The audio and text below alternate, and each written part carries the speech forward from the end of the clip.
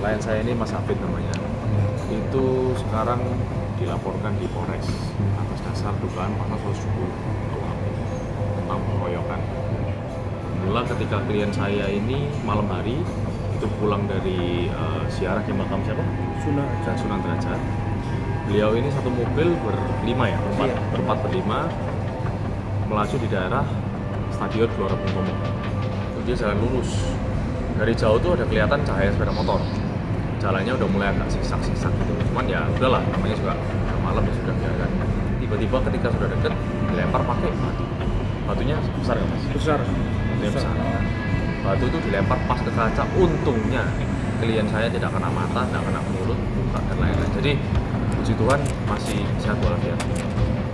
Tapi terlepas apapun itu, menurut saya tindakan itu tidak pantas, tidak benar, dan tidak boleh dilakukan seperti itu. Setelah dilempar batu, klien kita putar balik untuk mencari tahu siapa yang melempar batu tersebut. Kejarlah, sampai katanya pengakuan klien kita ada dia menubruk portal 2 kali. Akhirnya motornya ditinggal, orang-orangnya lari pergi ke rawa-rawa. Hilang, nggak bisa ditemukan.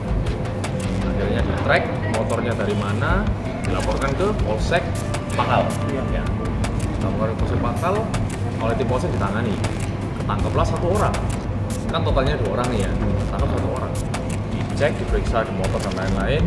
Infonya dari Polsek ditemukan alkohol dan juga obat-obatan terlarang. Cuman saya tidak mengomentari terlalu detail mengenai hal itu karena itu lebih masuk ke ranahnya Polsek ya. Keesokan harinya jam 8 pagi saudara Iqbal datang di rumah aspirasi caleg punya ayah klien saya.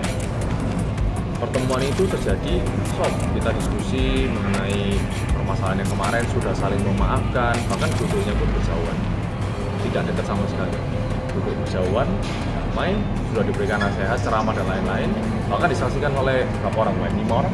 6 orang? Ada 4 orang. 4 orang saksi yang melihat. Tiba-tiba pulang dari situ sudah rangkul-rangkulan ada laporan polisi, yaitu pasal 110 KUHP, yang dimana klien kita ini dilaporkan. Nah di sini kan menimbulkan apa ya, dualisme pemikiran yang berbeda mas. Jangan sampai karena klien kita ini anaknya anggota dewan lalu dibelokkan seolah-olah ini politik, jangan sampai kita harus meluruskan hal itu. Jadi kronologis yang sekarang terjadi adalah seperti itu. Klien kita sudah melaporkan di Polsek Pakal. Itu pula klien kita dilaporkan di Polres. Nah ini adalah 2 hal yang harus diluruskan, sebab dan akibatnya. Jadi harus dilihat dulu sebabnya. Ada pelemparan batu yang membuat kaca mobilnya rusak dan membahayakan bagi nyawa klien kita. Tapi di satu sisi seolah-olah sekarang kriminalisasi, dilaporkan dengan pengeroyokan. Nah ini fakta yang harus kita luruskan. Kalau dugaan pasal 110 KUHP ya, menurut saya itu harus dikaji lebih ulang lagi. Jangan sampai orang itu ngelapor asal ngelapor, bahaya. Ada yang namanya pasal laporan palsu, ini saya ingatkan baik-baiknya. Jadi kalau kita nggak punya bukti, nggak boleh fitnah laporin orang, itu nggak boleh. Ada pasal yang laporan palsu. Di posisi yang di sini, berdasarkan pernyataan klien kami, dia tidak pernah melakukan pemukulan, dia tidak pernah melakukan pengeroyokan, dan juga sentuhan fisik aja tidak ada kejadian apapun di sini. Yang ada adalah saling maaf-maafan, damai, ngobrol kanan kiri itu enak, bahkan sempat bersalaman dan berpelukan kan? Sempat bersalaman dan berpelukan. Bahkan mereka mau ke Polsek bareng untuk mencabut laporan terkait pelemparan batu tersebut.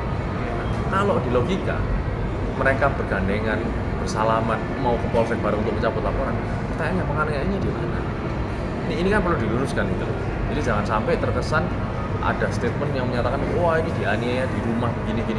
Tapi ada kenyataan di rumah itu ada saksinya banyak loh, 4-5 orang loh.